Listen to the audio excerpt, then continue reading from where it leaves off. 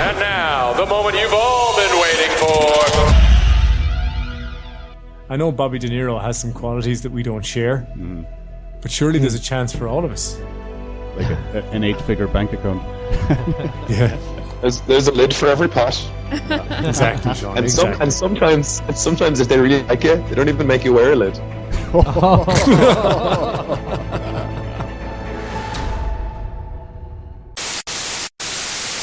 Good evening and welcome to Is It a Bicycle, Season 9, Episode 19, the original and bestest ever TV and movie podcast. My name is Stephen Wrigley and I'll be your host for this evening. Beside me, a man who wishes Footloose was rebooted as often as Spider-Man. It's Mike the McDonough. Also beside me, I have a lady who this week mainly obsessed about problems she created in her head and then ate some things she regrets. It's Shona, I love Canada, of Flaherty. That's so true. Live from Vegas, we have a man who says they really should have changed the headline, Ashley Madison leaks. It's Sean Leonard. And in the red corner, it's our cuddly killer, a man who wishes they had an alarm clock that plays the sound of his dog about to vomit. It's Mark, superhero, Leonard. Nothing will get you up faster. This week we'll be discussing some movies, or a movie in the shape of Heist, and some TV in the form of Jekyll and Hyde and The Last Panthers.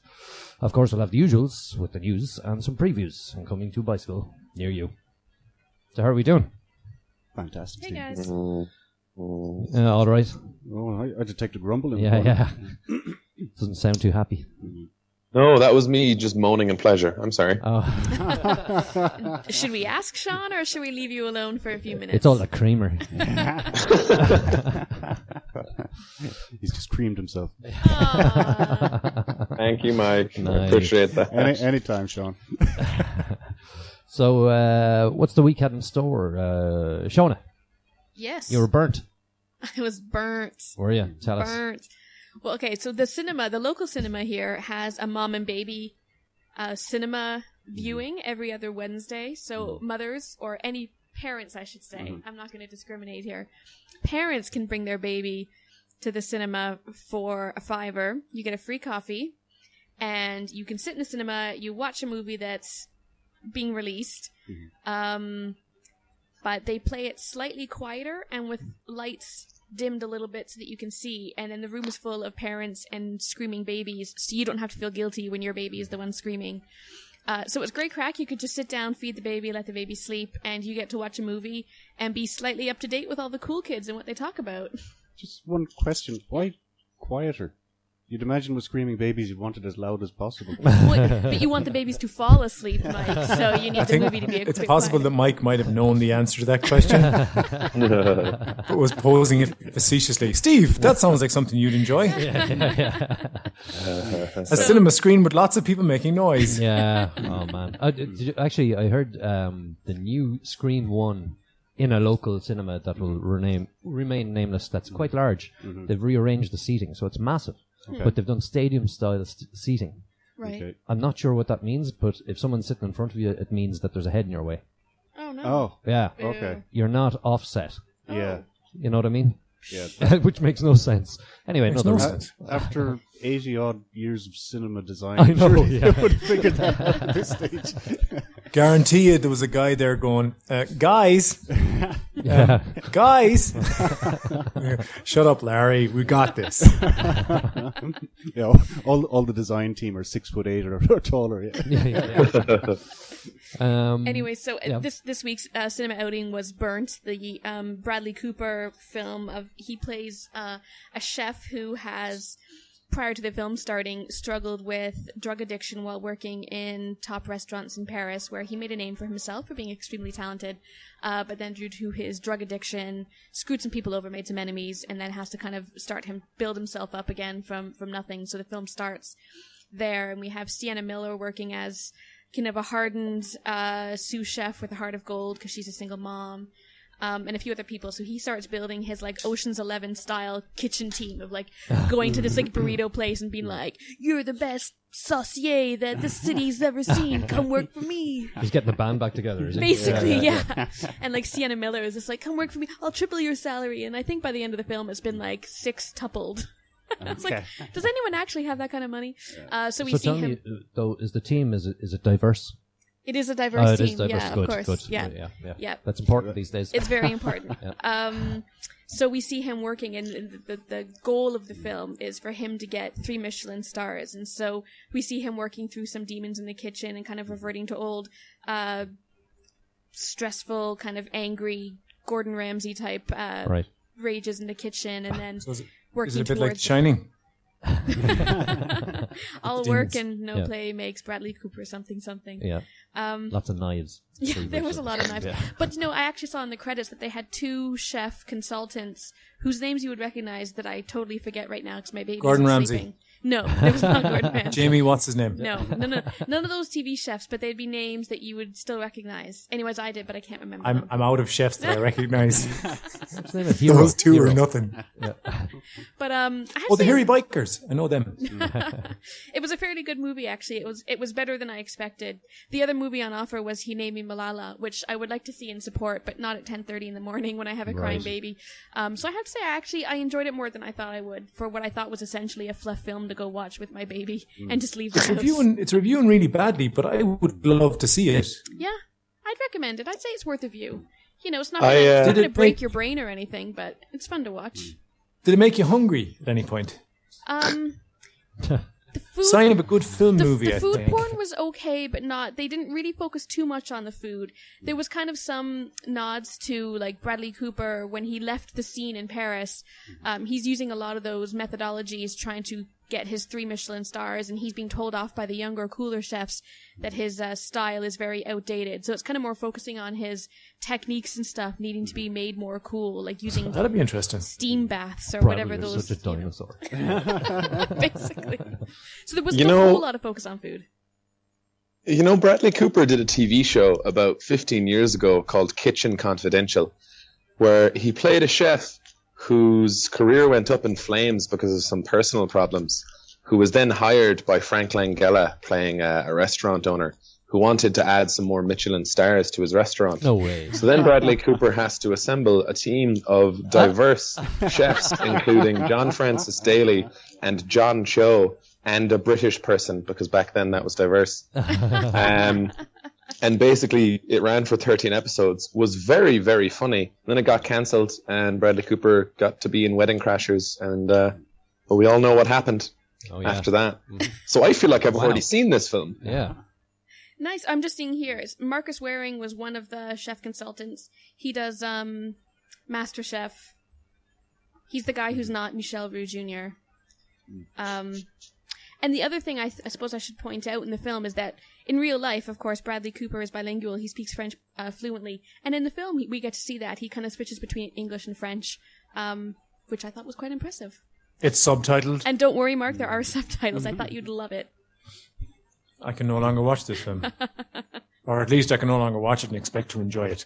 Well, there's fairly minimal subtitles, like there's a few people he speaks to in French, and they might just be a few words like, take the pass or whatever. But You sound more like Steve all the time.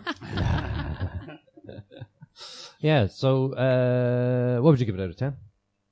I'd give it like a fun 7. A fun 7. Yeah. Okay, fun-sized 7. A fun size 7, yeah. Okay. Not a great big dirty 7, right? Okay. Mike, so you saw Zoo finale. Yeah, finally got to the end of it. Happy? I was kind of disappointed with the end. Oh? Yeah, because the penultimate episode was really good. There was a big "oh fuck" moment. But then they turned the last episode then into a sort of a dark night of the soul for all the characters. And then at the very end, there's just a little spark of hope. But the problem was that they gave us. They basically told us what the spark of hope was at the beginning of the episode. Oh, God. So you just spend the rest of the episode saying, would you come on? It's over there. It's behind you.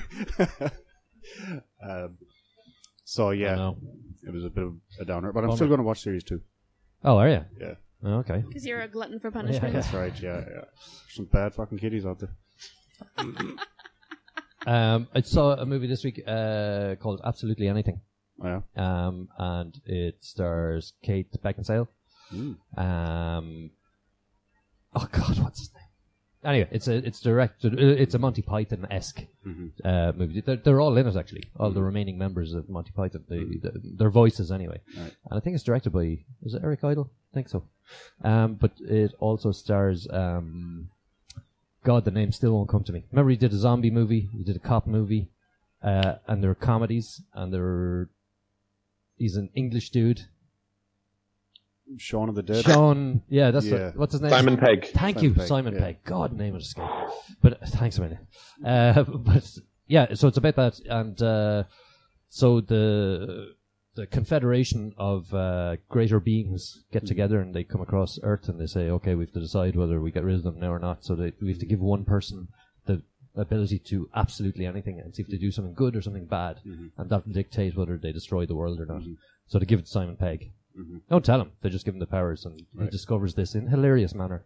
And hilarious stuff happens. There's a bit of a drama, bit of a love story. It's fine. It's funny. It's going to be a Christmas movie or a Sunday afternoon kind of movie, but some bits are quite funny, but it's not brilliant. You'd watch it when you have like 12 hours to kill on an airplane. Yeah, exactly. Absolutely. Yeah.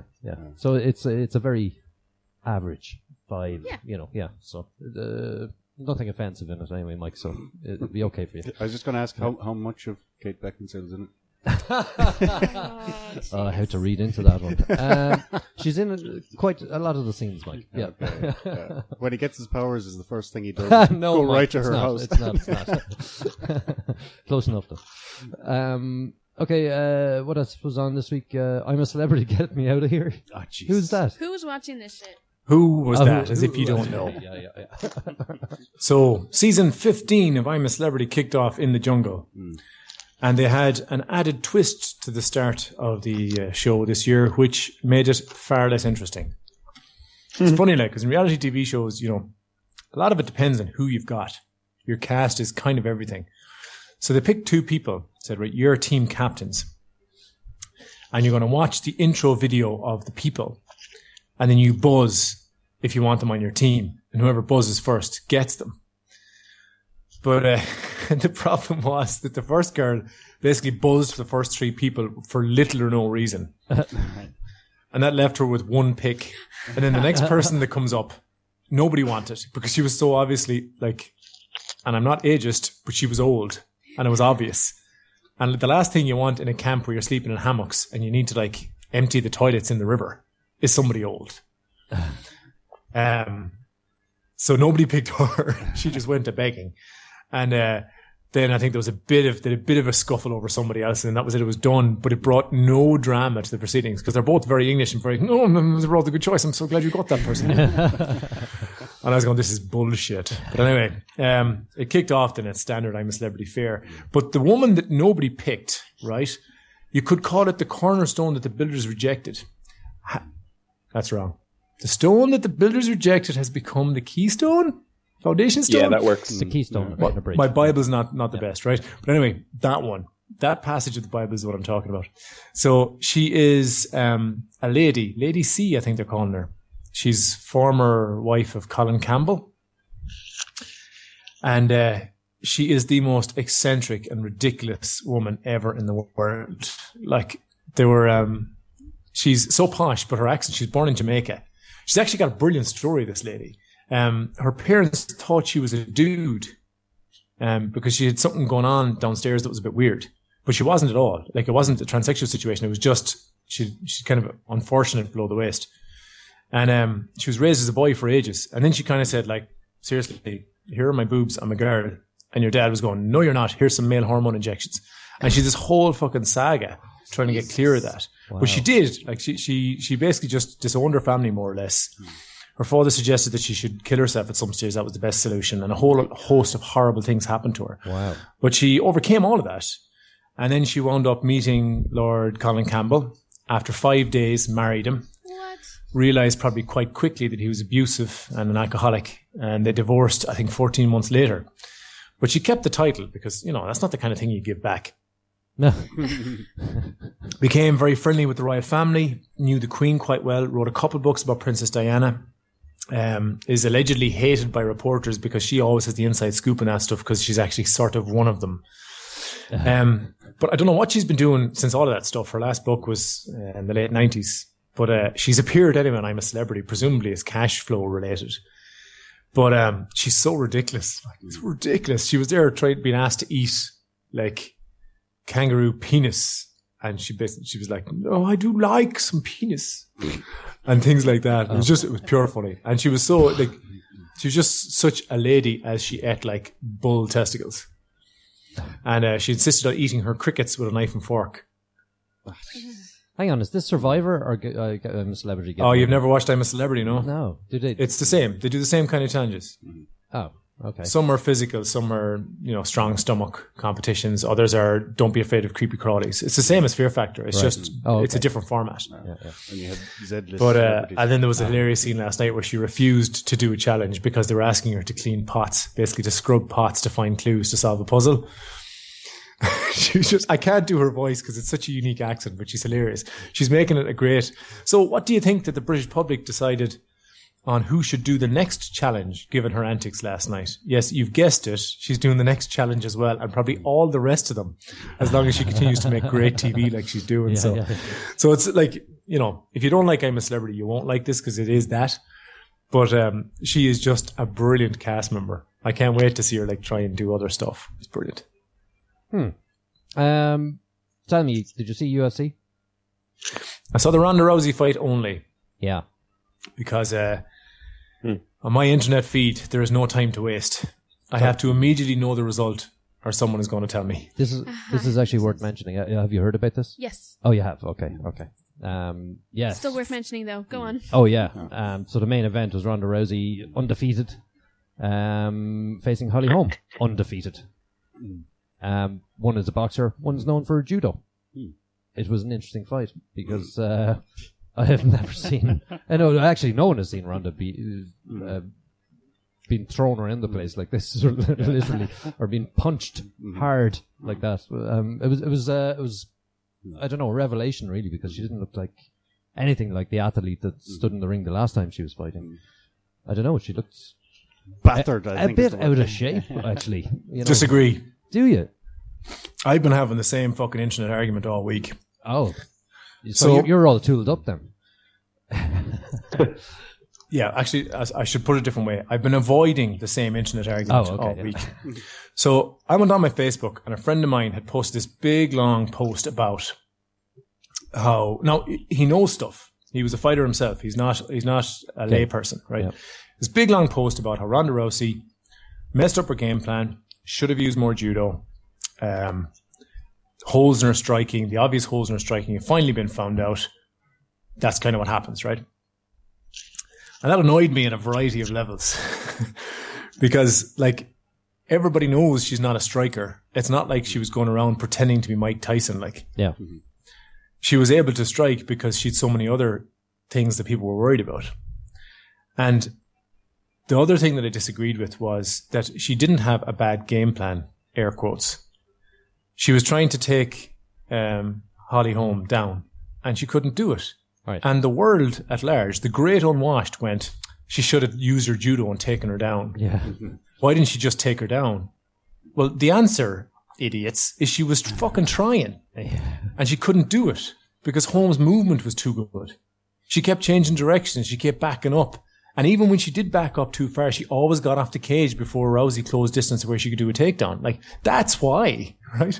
It's not that Ronda woke up that day and she goes, I'm feeling striky today. I think I'm going to box with this boxing world champion. Holly Holm forced her fight on Ronda, not the other way around. No, you can see that you had a brilliant defense and knew what Ronda was going to be attempting to do. I heard somebody talking about today about how every 7 steps she changed direction. Or something like that. I've only watched the fight once. I need to go back to see details like that. You need to watch it a few times. Yeah. But no, I just thought that she didn't look in as good shape, and she looked like she was pretty much gassed near the end of that's round because she was hit really, really hard by the left hand of a tall person. Yeah. But she wasn't. See, that's the other thing. It was the same Ronda. She might have had the best night in the world, but Jesus, when you're being battered in the face by a pro boxer, or best punch. Again and again and again over 7 minutes. Jesus, it doesn't mean that you have bad cardio if your mouth is open. It means you're nearly dead. So now look, that's obviously just my opinion. Yeah, but yeah. rather than get into the internet argument with all these people, I'm friends with Rosie Sexton, who was a former UFC fighter herself, and is still very involved in MMA. And she posted some of what I've just said there far more eloquently than I would ever say it. So I just shared her status. I said, there you are. Read it. Yeah. And then whenever anyone asks me, I just go, did you see the post that I shared from Rosie? Just what Rosie said. Yeah. I'm just basically saying that people aren't giving Holly enough credit. I saw some hoopla that she didn't tap gloves. That's right. Yeah, she plays the heel. Rhonda plays the heel. She tries to be this, Is that a new word for asshole, is it? Yeah, it's quite an it's a wrestling term. Yeah. It's wrestling terminology. Wrestling term. The bad guy in wrestling is the heel. The good guy is the baby face or face. She likes to play the heel. She gets a lot of heat, which is reaction from the crowd in wrestling. Yeah.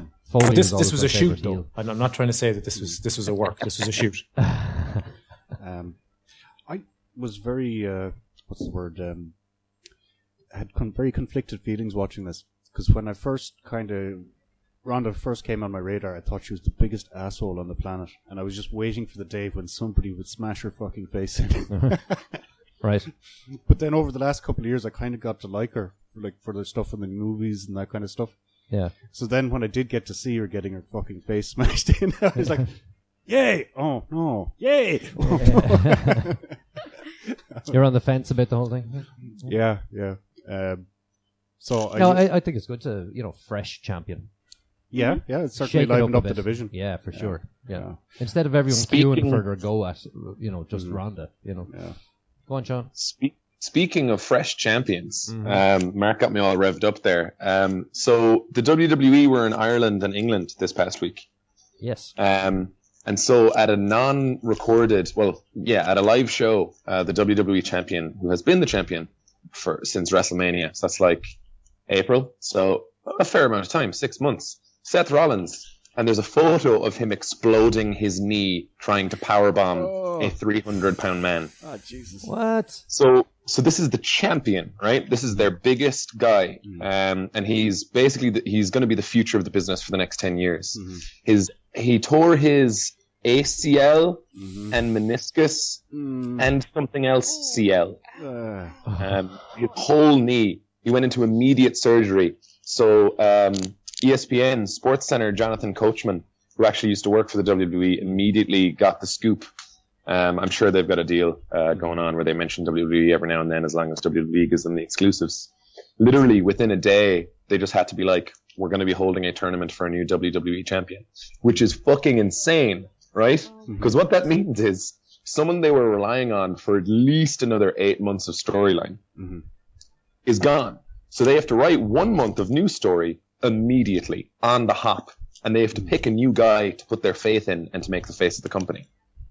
So it was just been very exciting for the past 2 weeks, and the poor young lad, I felt so bad for him. He has a photo that they released, which it's really iconic looking, and it's him realizing his knee is fucked, leaning against the ropes in black and white, and he just released it with a tagline on it: rebuild, rebrand, reclaim. And he's going to be out for like a year, which means he misses a WrestleMania, which is like, it's one of those things. Like, never mind all those other. Jesus Christ. Yeah. Question for you, Sean. In the WWE, is there some kind of code to signal to the other guy that, yeah, I'm actually really fucking hurt here, as opposed to pretending? You mean like a safe word? Yeah. No, I mean, they're talking to each other the whole time. They do these things called rest holds and use either their hair, their hands, the other guy's body, or parts of the ring to cover their mouths when they're signaling what moves are going to be coming up next. Okay. And if you're injured, it's the ref you need to tell. Okay. Because he's the guy who communicates. He's got the thing in his ear. He's the guy who can communicate with the back. Okay. So you either say, what I've seen at least is you either say the name of the body part,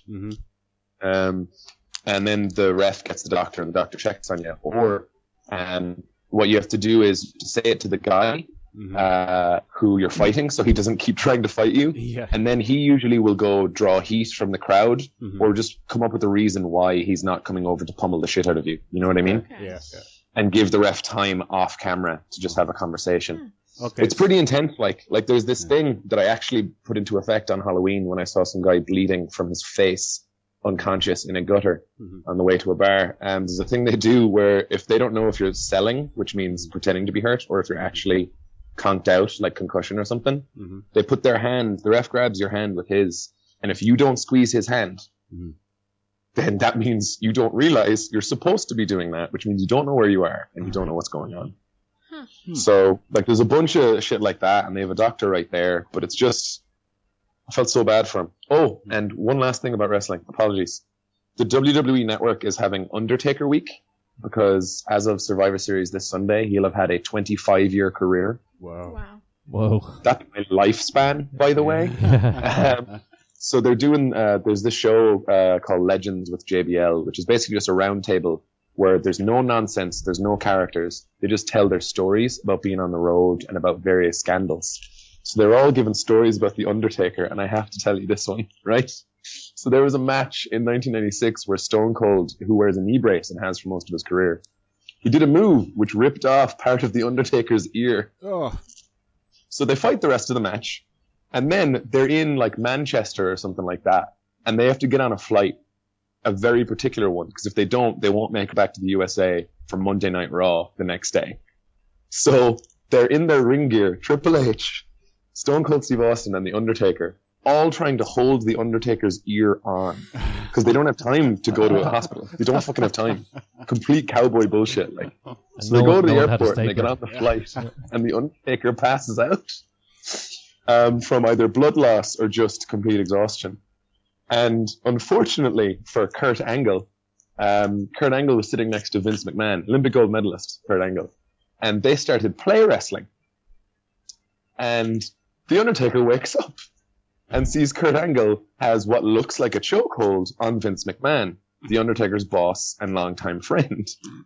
So The Undertaker thinks it's real, stands up, walks over, pumping blood from his ear still, and chokes the Olympic gold medalist out for real. Oh my god. For anyone who wants more details on that, feel free to watch Legends with JBL or to read Kurt Angle's autobiography. Do you know, just speaking of safe words, have you seen in the trailer for the new Amy Poehler, Tina Fey movie, I think it's called like Bad Sisters or something, John Cena, plays the, I don't know, sexy love interest at the party to Tina Fey. And there's the clip of him saying, "My safe word is keep going." That's class. Very good. Okay, so next up we'll have the news.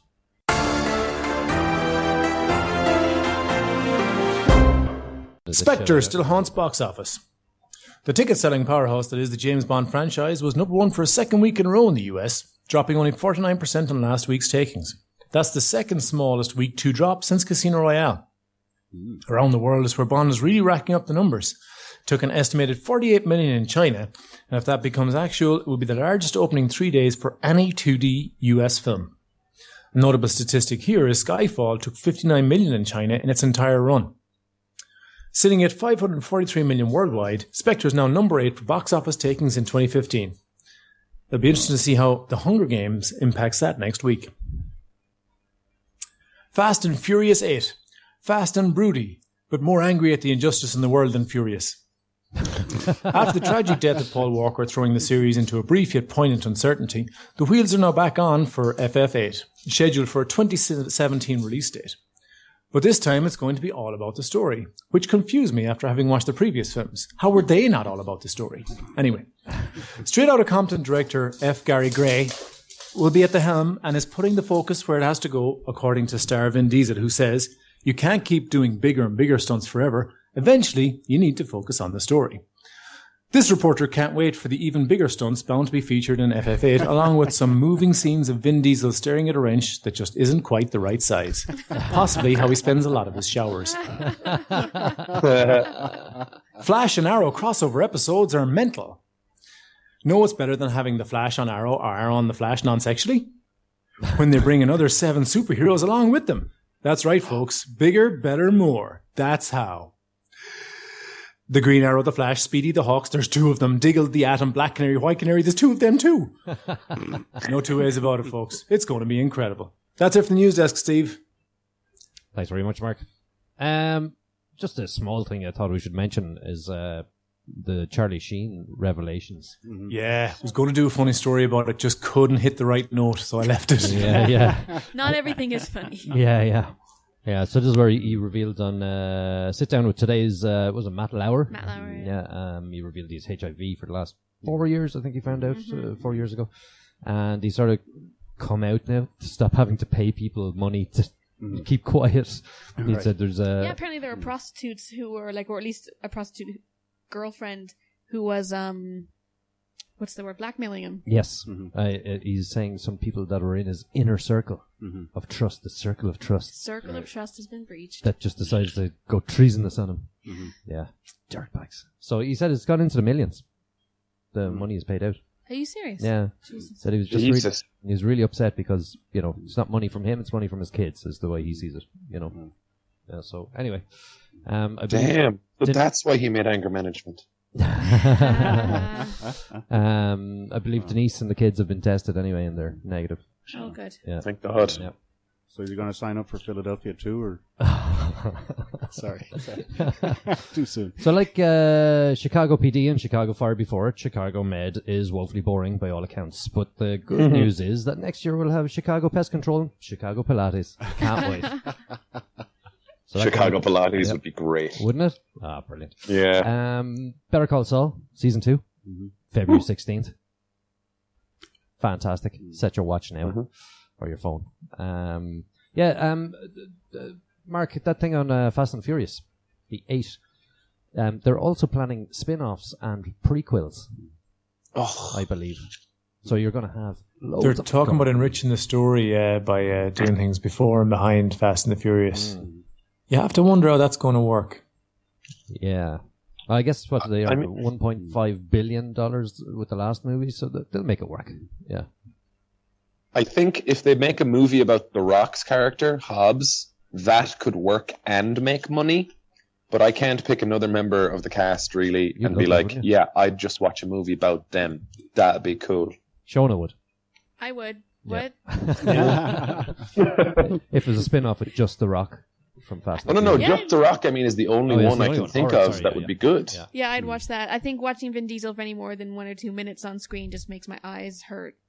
But The Rock I'd watch. But Take that back. He's such a deep actor. He just exudes emotion. Yeah, And he's got such a range. He really does.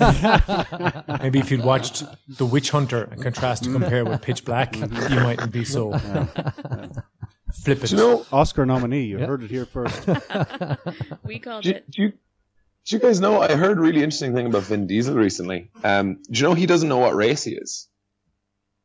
What? He doesn't know who his dad is.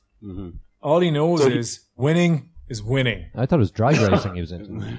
No, what I mean is, like, he used to have a big problem with auditions, right? Where he would go in for parts based on going, well, I kind of look like that. Like, he literally doesn't really know, like, whether he's any percentage of, like, Italian, Middle Eastern, or even, like, black or anything like that. So he would go for roles, and they'd be like, no, you're too white. And he'd go for roles and be like, no, you're not Italian enough. And that just kept happening for, like, a really long time. Or at least he would the stereotypes anyway. Yeah. Well, yeah, but he's also never, like, done any of those genealogy tests. He's never done anything like that to try and figure it out. I just found it really interesting. There is depth to that man. So he doesn't really need to know then. Yeah. But he doesn't need to know now. Yeah. I guess back then he wouldn't have had the money or the technology. True. It just adds to the mystery and the legend, doesn't it? Okay, let's kick off. Let's go to our movie, which was Heist. This stars Robert De Niro, Dave Bautista. Did I pronounce that right? Bautista. Gina Carano, Morris Chestnut, Kate Bosworth, Jeffrey Dean Morgan. Possibly should have done those in the other order, but anyway. So this is about a dude who needs money to pay for his daughter's operation. She's really sick. So he gets involved in a heist because he's got no choices left, no options. Things go awry and they end up getting the bus home. Yeah. But before... yeah. So that's it, essentially. But they're spotted getting on the bus. That's the problem. So... Yeah, Gina Carano plays police officer. Haven't seen her in anything in a while now. No? I can't remember the last time. Yeah. So she's actually pretty good in this. Yeah. The only problem is the lines she's given. Those are some great fucking lines, man. Oh, man. Snappy lines like, can you drive a fire truck, boss? Has it got wheels? What's wrong with that? I don't know. And there was another, I think was it Kate Bosworth? She's playing, was she the vet? She was a vet. Okay, like, yeah. I think that was her. Yeah. Yeah, or she's looking after this guy who's been shot, right? And she just comes out with this line in the middle of it. Everything's going to be okay. I just need you to keep breathing. All right, breathing? You want me to breathe? Okay, I'll keep breathing, yeah. It's more important than you might imagine, Steve. Everything's going to be okay. Just need to keep breathing, okay? So, yeah, De Niro is a mobbish boss. He owns a casino, which is his life, and he's... what's he doing? He's laundering money through it for numerous gangs. So the boys know there's a load of money in the vault. And But so De Niro's this is the heist. he's just got 1 day to retirement. He's just got 1 day to retirement. That's right. Oh, brilliant. So so I thought with De Niro being in this and Jeffrey Dean Morgan, I was thinking, okay, Morris Chestnut's in it. You know, Yeah. There's a lot of good fairly actors in solid. this. Yeah, exactly. Yeah, it was just like, what's going on? Yeah. And Batista, he's making a real name for himself as the new Rock. You know, He is. if you need a big ass motherfucker to come in and take over your script, he's the man now. Yeah. He's the one to do the roles that don't require prettiness. Yeah, Yeah. essentially. Yeah. Wouldn't call him ugly. No, not to his face anyway. No, certainly not. Can I just say, I didn't have time to see this, but when I looked up the trailer for it, and it looks like basically the poor man's Ocean's 11. Oh, very, very poor man's. It's a very poor man's Speed. Yeah. Yeah, I saw And- it was like Ocean's 11 meets Speed for the bus journey home. Yeah. Or like Ocean's 4. Ocean's. Yeah, and but it's a very, very average movie. It should have been straight to TV, really, right? No, wait, Mike, you'll have a chance. But there's a bit at the end where they show how clever they've been. Mm-hmm. And A la Ocean's 11. yeah, and it's just like, no, they give no hint. There's no way, like, you could have constructed what they're talking about at any stage during it, until just before they sort of reveal it, which is, it's just like, geez, I feel cheated, But it wasn't even that big a reveal. You just go, yeah, okay. yeah. Well done. Yeah. Steve, once again, you're trying to bring standards into this fucking show. I mean, the most important thing is, how did it make you feel? When they went in and started going, blam, blam, blam, blam. And then the bad guys start going, blam, blam, blam, blam. And then they got in a bus and there was like cops going, blam, blam, blam, blam. and then there was like a pregnant girl. She was in danger. And a small little kid with a bunny with only one ear. Yeah. That I really choked up when I watched that. Yeah. Because his sister was mean and she had torn off the other ear off the bunny. Oh, no. Yeah. I tell you, that was a moment. I was pretty impressed how diverse the bus was. Did you notice that? Was the bus diverse? I was very diverse. Yeah. Yeah. Coincidentally. I So think they that's actually have. checkbox. Yeah. They actually have ticket quotas getting on the bus. Sorry, sir, we have enough white people on this bus. You'll have to wait for the next one. Yeah. I mean, I don't really know what your problem was. This is an action movie. Did you enjoy this? How did it make you feel, Mike? Yeah. That seems to be the question. I thought it was a hell of a lot better than it was going to be, because they start off with a flashback, and I kind of oh no, Yeah. but then when it catches up, there's still more of the movie to go. Yeah. So I thought we were going to get the whole movie as a flashback. Yeah. So I was immensely surprised when I realized that there must be at least an hour left in this. Yeah. Cool. In a movie that's an hour and a half long. Yeah. Yeah. That I was thought- a saving grace. It was only an hour and a half. Yeah, I really liked De Niro in it. Yeah. He didn't have a huge role, but what he does is cool. I don't understand how De Niro, why De Niro would do something like this. But he's done a lot of kind of crap films. I had a discussion over dinner with this on this topic tonight. Right. That De Niro, although a critically acclaimed actor, does not choose exclusively fantastic roles. That's true. Yeah. Yeah, he wants to keep giving back to the people. He's like a modern day saint. Right. But I couldn't see Al Pacino do this. Really? Yeah, no. He could do the role, but I couldn't see him actually. He's maybe taking choosier than or- De Niro. Well, that's what I. De Niro's maybe, happy yeah, to be a working man, I suppose. I don't know. Maybe he could be in a sequel or something. You know? I just don't want them ending up like Nicolas Cage. Robert could make some calls. Isn't it Bobby? Isn't that what he's called? Just to his friends. Bobby. So Yeah. obviously, Steve, you thoroughly enjoyed this film. Yeah, it's less than average, and I couldn't recommend it. You wouldn't even put it on if it was free on a 12-hour flight and you had time to kill. No, I probably wouldn't. Yeah. No. I'd flick around. That seems to be like my litmus test for how bad a film is would you watch it if it was for free and you had 12 hours to kill? Well, on paper, if I saw it, like I did this week, I was just like, oh yeah, I'll go see that. It looks good. But now that I know, it's sort of if you were on a plane and you could change the film, you'd turn it off yeah. after 20 minutes kind of thing. Yeah, it would have to be like a choice of Footloose or this, So, Yeah. kind of way. Okay. So, yeah. Stop dissing Footloose. That was a great fucking movie.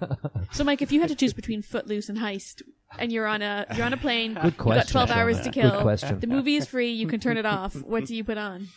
I've watched them back to back. All right.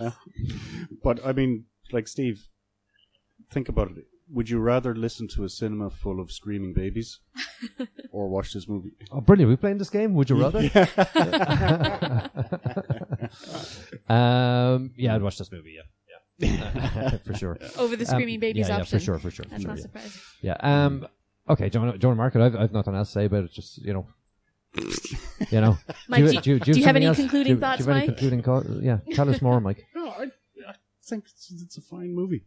Stand Up does what it says on the tin, I don't see what But you're it's not. expecting. It's not Heist and it's not Casino. It's not that kind of standard. But it's quite obviously a much lower budget. Yes, and That's my point. They spent everything they had on getting Robert De Niro in there. Yeah. And then they had, maybe Cobbled a script $75 left to put together a movie, So they got a bus that still worked. They could have made that movie in a broken down bus. They could have, yeah. Imagine how much worse the movie would have been then. This one turned corners. All right, I think this debate has really gone as far as it can go. Yeah. I want to hear your marks.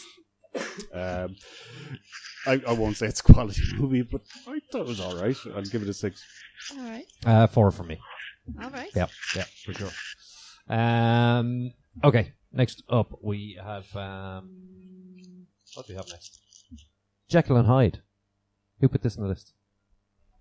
Who wants to talk about this? Sean, I'm going to choose you. Okay. Yeah. Jekyll and Hyde. You guys remember the story of Dr. Jekyll and Mr. Hyde? He had a kid. Wait, is he only a doctor then when he's mean? Sorry, I'm just thinking about that now. When he becomes nice, Mr. Hyde, he doesn't get his doctor. Anyways, sorry. No, the doctor is So- Jekyll. Yes. Yeah, the doctor is the rational one, and the Hyde one, as described in the show, is the what is it? He's the lecherous, Gollum. Monster. Yeah. lecherous, strong monster. And so his kid, 50 years later, doesn't know his heritage, does not know who his father is or was, and is being raised by an Indian family. However, then when he's mentioned in a newspaper, the son of the lawyer from the book about the strange case of Dr. Jekyll and Mr. Hyde reaches out to the son of Dr. Jekyll / Mr. Hyde, and he comes to London. But he keeps getting in situations that make him angry. And you will probably think he's shitty when he's angry. What you think, Mike? The very first scene, I nearly switched it off. Ditto. Yeah. Yep. That was brutal. Terrible opening. Yeah. Remind us. It opens with Mr. Hyde being a bad lad, wandering around the Dark streets of London. Yeah. And is there fog rolling down the street? Yeah. I don't know. He's 1895 or whatever. over the cobblestone. Yeah. And there's a Cthulhu cop by with a gaslight, whistle, is there? Yeah. Yeah. I say, stop it. Come back here, scoundrel. And yeah, so he's doing bad things, and then you have an immediate flash forward to still a long time ago, and kind of carries on from there, and it rescues it a little bit because It does get better, yeah. yeah. I can't get it through my head how anybody thought it was a good idea to start it that way. Yeah, you'd wonder. I think to me this TV show has kind of an air of Doctor Who about it, you know? Where like it's scary but kind of like just family levels of scary. I thought that the guy who's playing the main actor, is he playing Jekyll? I'm confused. I always thought Jekyll and Hyde were the same person, right? They're the two sides of the personality. Yeah. I didn't cop on that this was his son. I thought that this was Jekyll, like the original. But anyways, that goes to show I missed some key points here. Right. But the guy who's doing it does a good job, and I like the backstory that they flesh out of him being raised in India, ignorant of his heritage, and he's kind of got a heart of gold. He's a doctor, you know, trying to save the children of the village he lives in, and his family is really loving and supportive until something happens, and you know, your man makes his way to London and kind of becomes a victim to his own dual personalities. It gets better than the opening scene. The opening scene is terrible. I actually almost also switched it off. It gets better. I like the way that they flesh him out. I kind of begin to like the character a lot more as it goes on. You know, I'm somewhat interested in seeing kind of which side of his dual personality is going to win. However, there's a twist kind of in this pilot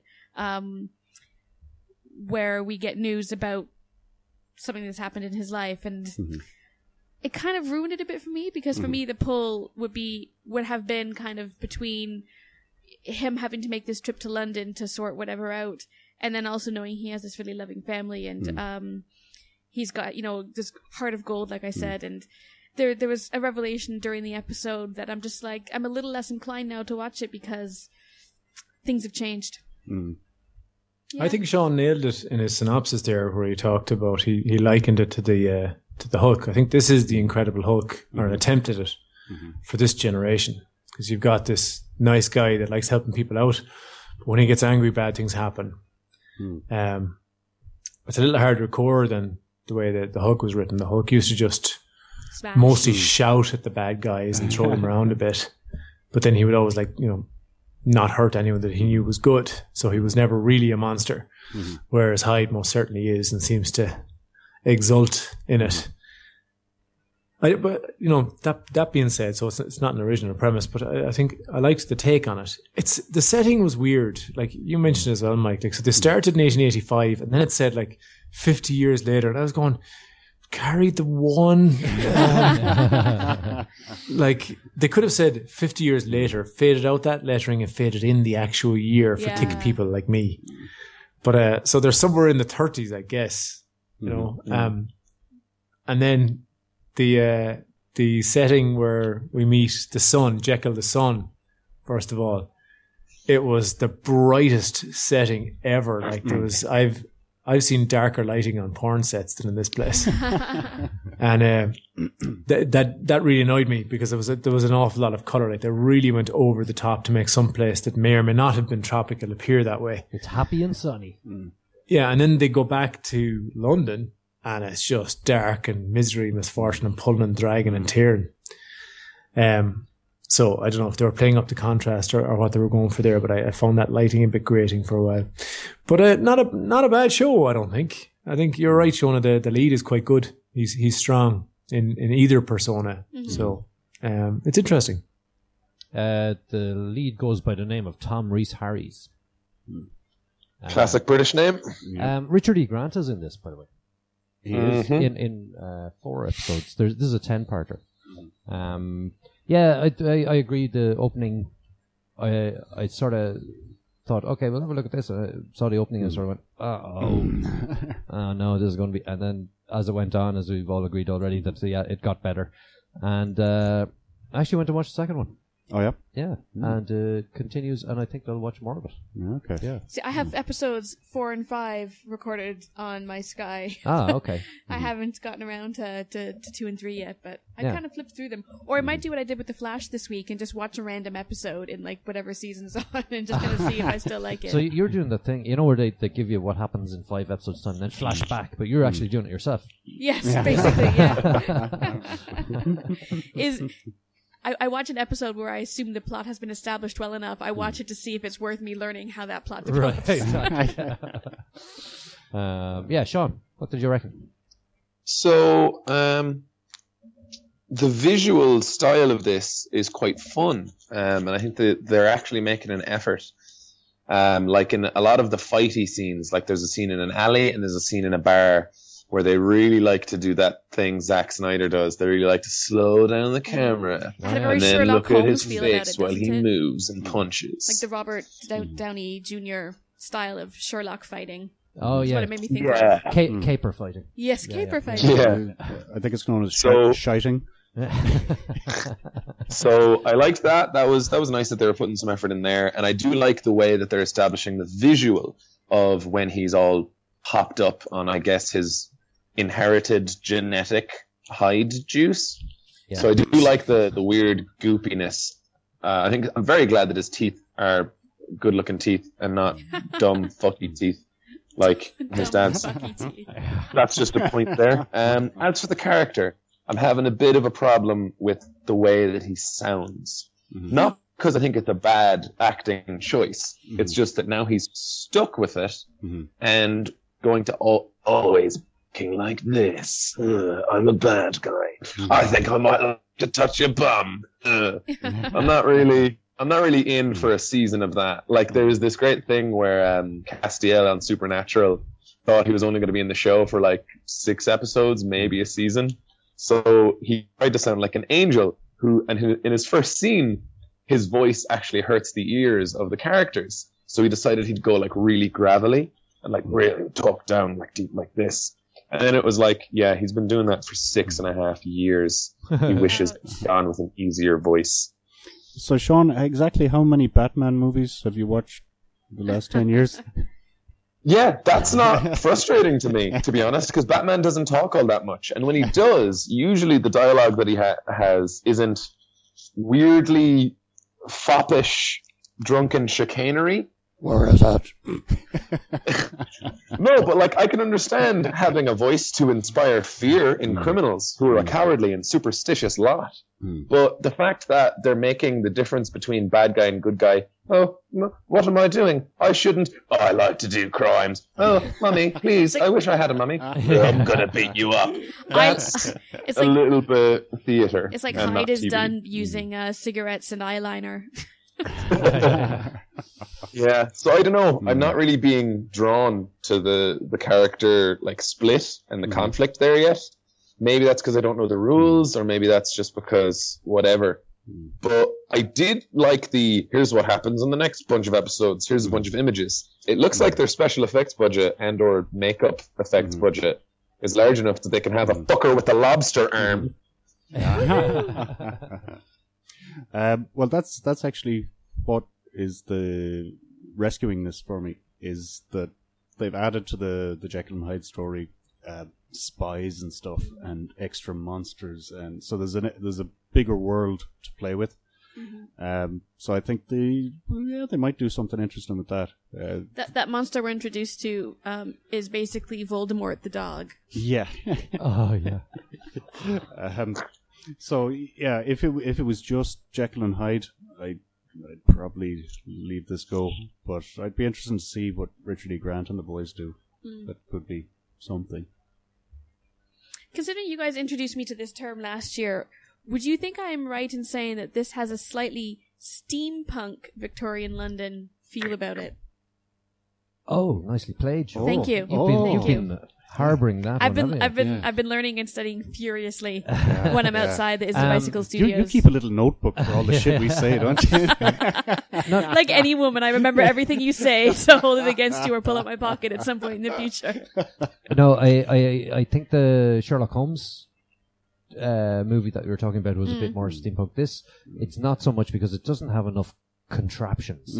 But there's that scene when they go to visit the dog, the Voldemort dog, and they're wearing kind of the goggles, which are of course a staple in steampunk sartorial choices. Yeah, that's true. And they're all wearing those glasses, and they kind of, the way that they're decked out. I was like, this is a bit steampunk. It's Victorian meets steampunk. Yeah, well, that's kind of maybe a soupçon of steampunk. Okay. Or essence of, yeah. Yeah. So, Mark, do you think you'll watch more of this? I kind of want to. It's a bit fancy for me. I would like to, but I think there's too many better shows even this season than this one. So I'm afraid it's going to come down on the side of filler for me. All right. So better than I'm a Celebrity, get me out of here. I would pick I'm a Celebrity, yeah. As long as Lady C is in it, I would watch that instead. Mike? Yeah, Richard E. Grant, I really like him as an actor. Yeah. So he's going to give it enough for me to try at least one more. So, thriller for me. Okay. Sean? Yeah, I liked it enough that I will watch the episode 4 or 5 that I have recorded on Sky and decide if it's worth going back to episode 2. So, yeah, thriller for me. Cool. And Shona? I think that this is not good enough for me to want to watch another one. Pure and simple. It's not good enough. It's fine, but I'm not going to watch another episode. Okay. And I've said already, it's thriller for me, and I think it will actually get up and I might call over for the 4 and 5. Yeah. I'll put the kettle on. Yeah, nice one. Last one we had was the Last Panthers. You want to tell us about this, Sean? The Last Panthers is a TV show about a criminal. What would you call thieves? I was like, what do you call people who take things? Criminals. Stealers. They're steel people. The government.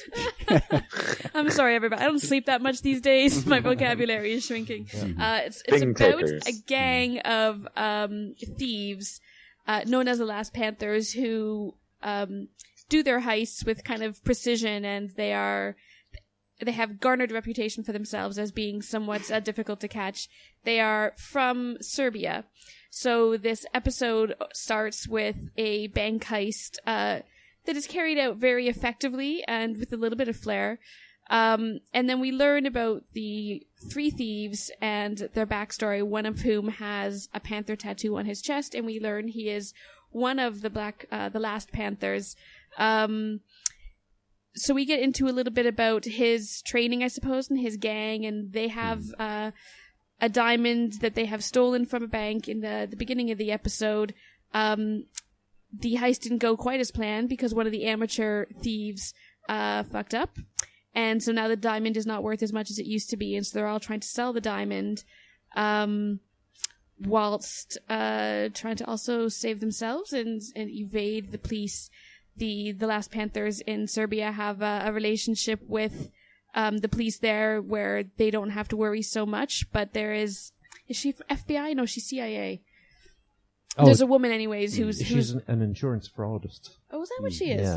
Yeah. Who is hot on their heels, and so she is in Serbia tracking them down, and she's the woman who's going to crack the case of who these thieves are. What did you guys think? Mark? There's an important detail that you left out, Shona. Sounds about right. Large parts of this TV show have writing on them. That's true. There's a lot of subtitles because we go from France, where the bank heist happened. So we have French, then we have Serbian, and then we have English. So you're right. Sorry, Mark. Aren't they in Hungary as well? Subtitled. Yeah, but I think the Hungarians speak English. Oh, okay. Just to keep you on your toes. That's right, so yeah. it's I didn't even notice the transition. It's yeah, the switching between languages and peoples is so seamless. So I was watching this going, this has all the elements of a show that I would like, but for some reason I don't like it. Now, there's a fair chance it's because there's nobody higher than a 6 in this show. They're all pretty mediocre looking, and you really needed some good looking people to make it worthwhile. I think the Last Panther is a pretty good looking bloke. Is that the guy with the tattoo? Yeah. The main character. Fuck no. He is. He's just no. broody and dark enough that you think I could fix him. Yeah, I guess maybe that's not a male He's been perspective hurt, on but I another can heal fella. him. But I tell you what, if we meet him out some night, he's all yours, right? Done. And I'll wait for somebody from the American remake to make my play for. Do you always go over so to, like, that's the always a cheap problem shelf in when Tesco's there's for the nobody damaged goods? attractive in the show whatsoever. But it is well written. It's well characterized. They're trying to tell a lot of interlocking stories, which I think you touched on in the synopsis very well there, Shona. but they did it quite well. It didn't feel complicated while you were watching it, even though you were reading a lot of what the people were saying because they were speaking languages other than English. But still, there's just something, it just didn't grab me still. And a lot of it was that I didn't really care about, as I think the bank robbers the people were supposed to care about, and maybe, I don't know.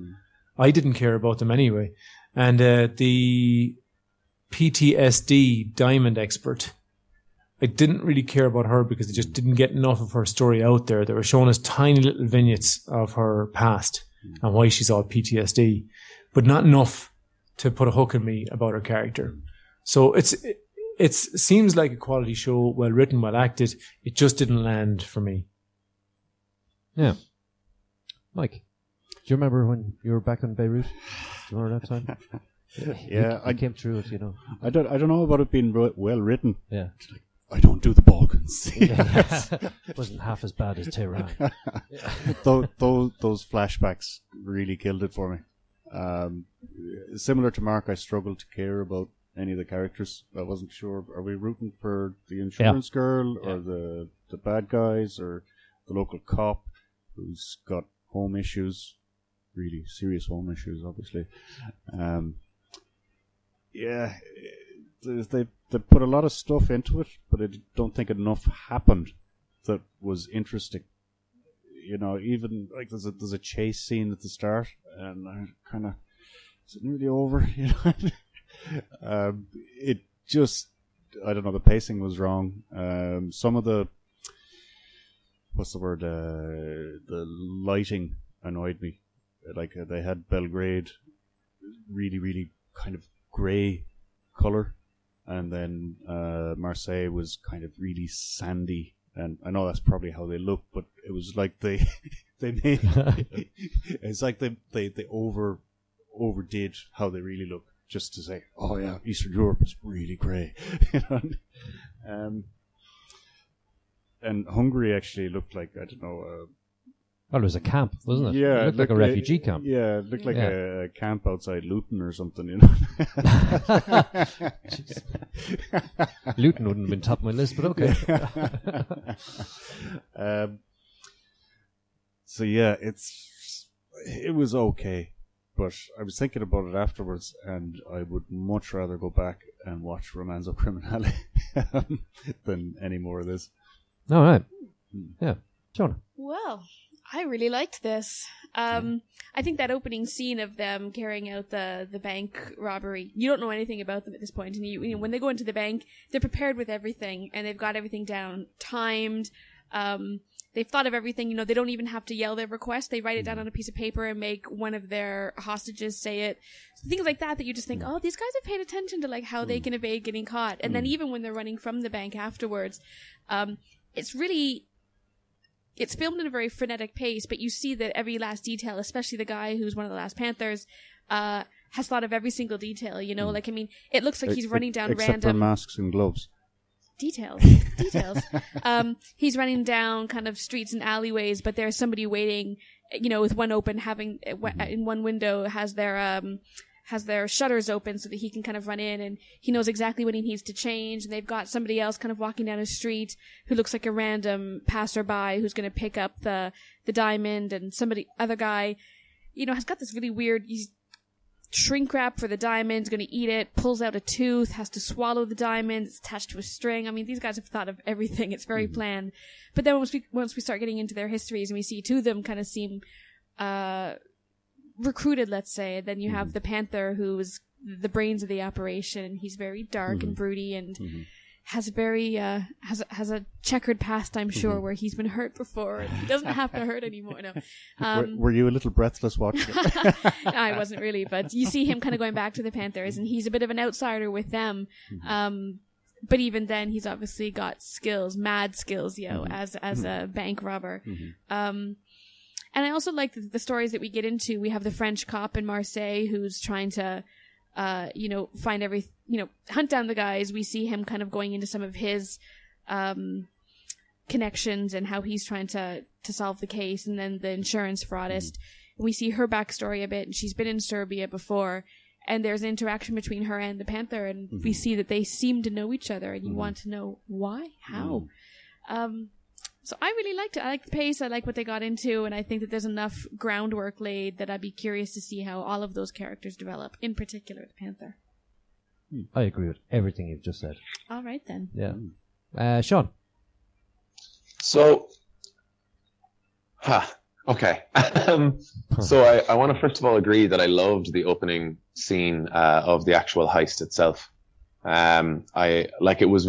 We were learning about the characters through their actions rather than, for example, right? I was comparing it in my head to The Strain. At the start of The Strain, we have our lead, Corey Stoll, show up and explain to a guy how that guy doesn't know anything about viruses, but he knows everything about viruses. And I'm like, okay, that's one way to get your character across.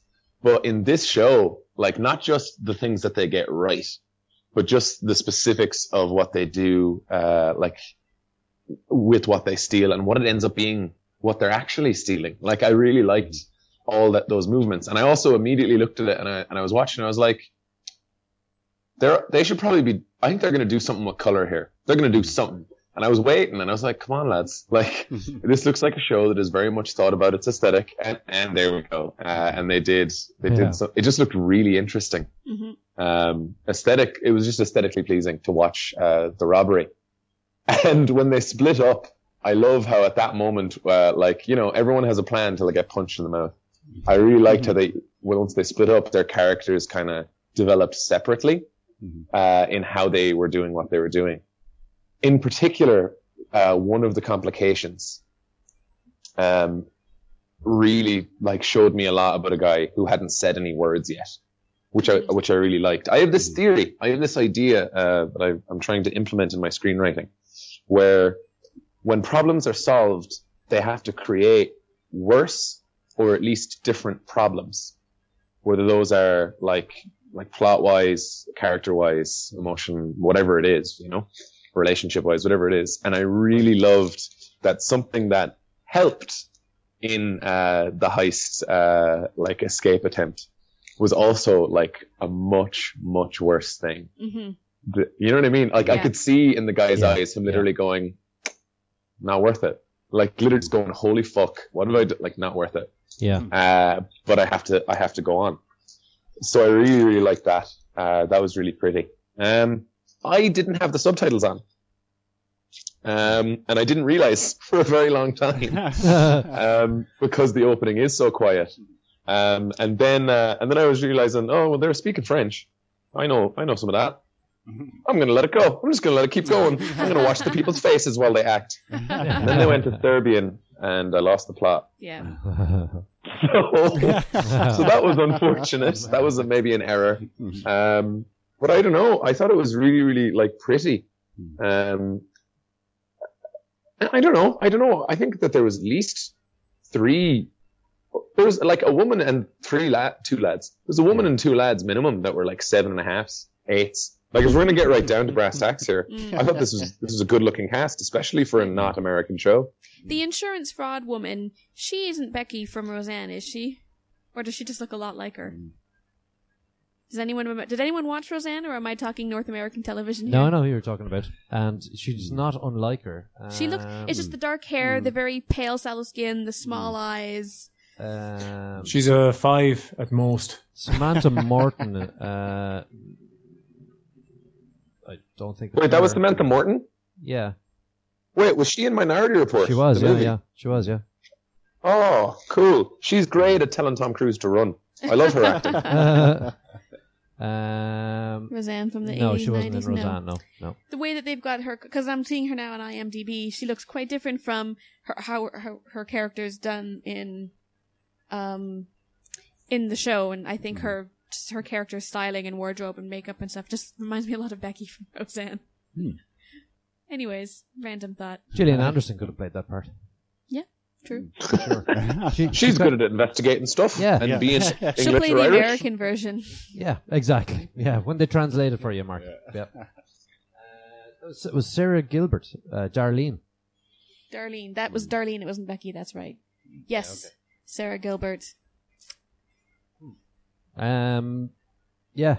So, are we thriller fillerizing it? Yeah. Okay. I'm gonna say thriller. Yeah. because I did not expect to like this show, but I thought it was really fantastic, and I've already series linked it, and I look forward to the next episode. Cool. I'm going to trigger it as well. Yeah. Actually. Yeah. Sean. I think this is a great show, so I'm going to give it a thriller. I'm not sure when I'm going to watch it. This might be one of those, like a Christmas thing, where I just watch it all in a lock. Yeah. But I'll let you guys let me know how urgently I need to get up inside of it. Mark. I seem to be in the minority here, but no, it's filler for me. Didn't land. Okay. And Mike. Yeah, I'm with Mark on this. There wasn't enough in it for me to go episode 2. Okay. Okay, next up we have some previews and Come to Bicycle near you.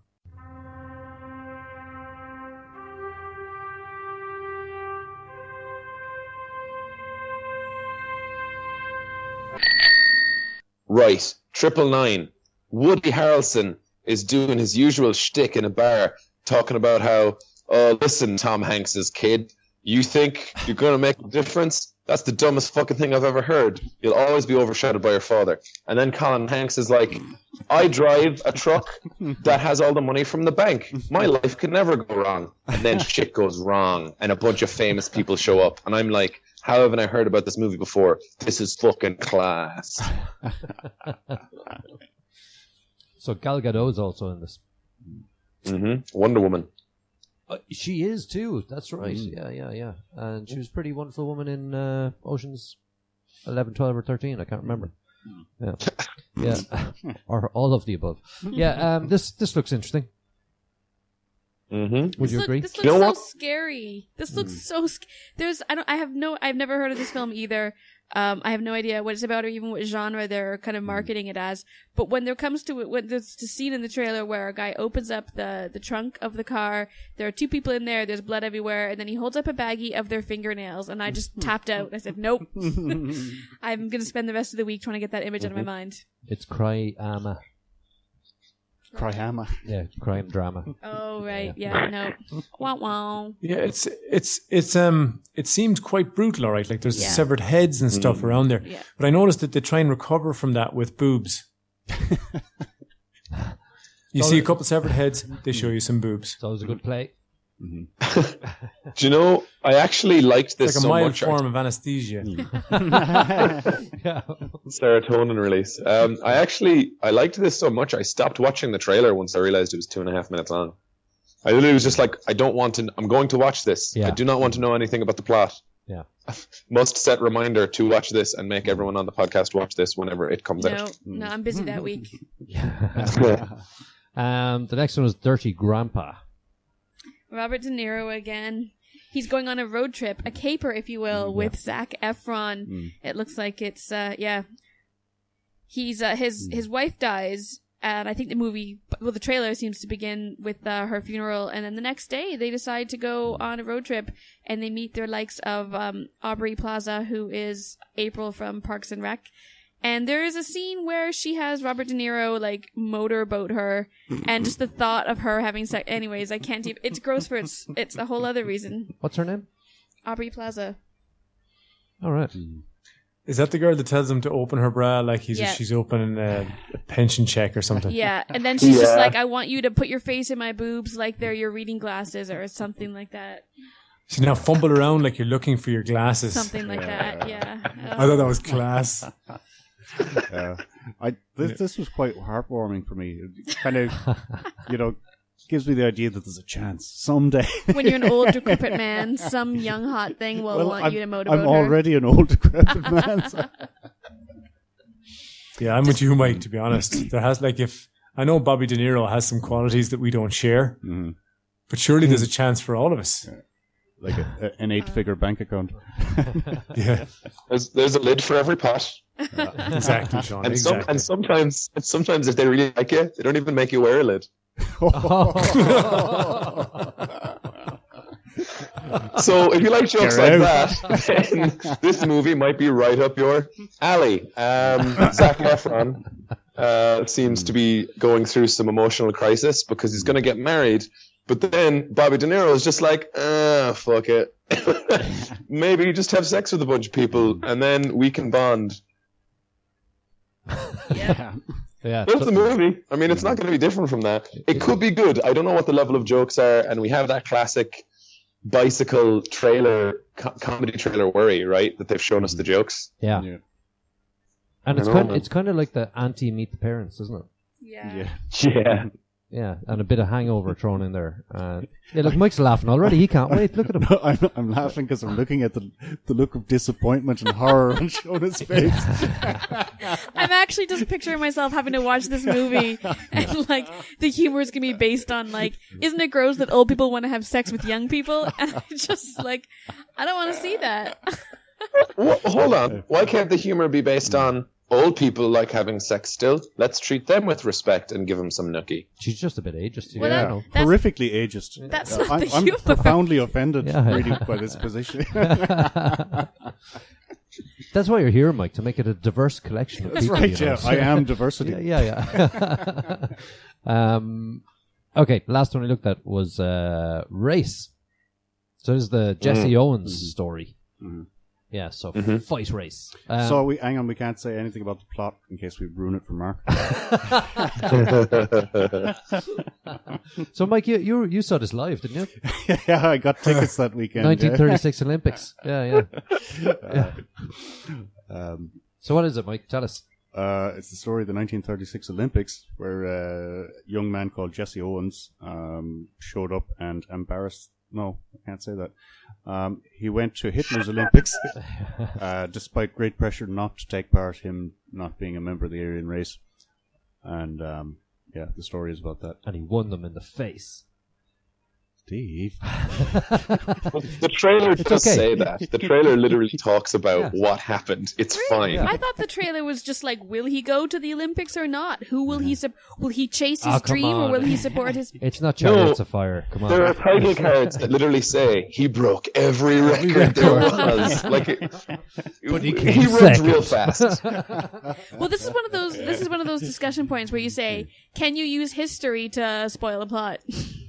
Well, it's happened over and over again with Mark. Yeah. Whenever I'm on the podcast, the answer to that question is always yes. Yeah. Who can forget the Niki Lauda farce? Titanic was worse. About me, Mike. Thank you for trampling on my feelings once again. Yeah, I'm looking forward to this, and I think I'm going to rope my dad into it. I think when is this being released? January type thing, Marilyn? I was gonna say, is this Oscar bait? It kind of has a whiff of Oscar bait to it. Yeah. Why is that? Yeah. 19th of February. It's heartwarming. Tackles big Struggle issues. against Nazis. Yeah. There's achievements and tears. There's a white person and a black person. Yeah. All that good stuff. It just sounds like Oscar fodder. 19th of February in the USA. But Germany aren't getting it till the 5th of May. Isn't February like the black hole for cinema releases, though? Isn't that where that's horror studios time. put their shit movies? Yeah. Isn't it? Yeah, because it's the end of December, start of January is usually the Oscar bait, isn't it? Yeah. Yeah. And then you're kind of into the empty, cavernous, gaping hole of nothing, and then they start doing the summer releases, I think. Yeah. Isn't it? I've heard that like February is where all the studios put the movies that they have no faith in. Because no one goes to the cinema anyways. Well, you know what? They could have done it this week because there's nothing good out this week either. Yeah, so. that's true. Excuse me, Steve. Hunger Games? No, that's out next week, isn't it? That's out Friday. Oh, yeah, sorry. But I mean this gone week, sorry. Yeah, it's not even a movie. I'm sorry, Mike. It's a part 2. Hunger Games. You're just taking out the fact that the odds weren't always in your favor. He just wants to be stuck with arrows. That's a. I think this movie, besides how its title has a double meaning, is kind of bland and not interesting. I never even got the double meaning. I'm just not as sharp as No, it you, also Sean. means race as in running. Wow. Hey. But it's like Jason Sudeikis will get to act, and that will be the only thing that really is different in the world after this movie. Like, you know what I mean? Like, it just seems kind of generic. Like, it's going to be, he's really fast, but he had trouble both from his own race and from other races, and also society, and then it's fine. Yeah. Do you know, like, there Yeah. doesn't seem to be anything particularly interesting about the dialogue, you know? Like, it's one of those ones that you could easily do a parody of. You know what I mean? Yeah, like, yeah. every line is basically, you shouldn't do this. And then he goes, but I have to. You know? Yeah, Like, I don't really see anything that interesting. I get you, and you know, I think Bill Burr does a bit on this, you know, because he says, "Look, we've had like the football team, we've had like the bobsleigh team, you know." He said, "You know, what's next? Is it synchronized swimming? You know, you know." He does a brilliant bit on it, but obviously not. It's this story. Yeah, I think actually Kenny Powers sums it up best when he said, "I want to be the best at sports, not at exercise." yeah. I think yeah, I'll definitely drag Dad in to see this. Yeah. Would you watch this, Sean? It depends what else is out that week. Okay, all right. Yeah. So, If there was a ball involved or something, maybe. oh, okay. Extra time, penalties. Okay, we'll leave it there. I think that's all we have for this week, isn't it? Yeah, it is. Okay, so That's all from she wrote. Mike, Mark, Steve, Sean, and Shona, stay classy. I should probably avoid making bareback sex jokes right before you say stay classy.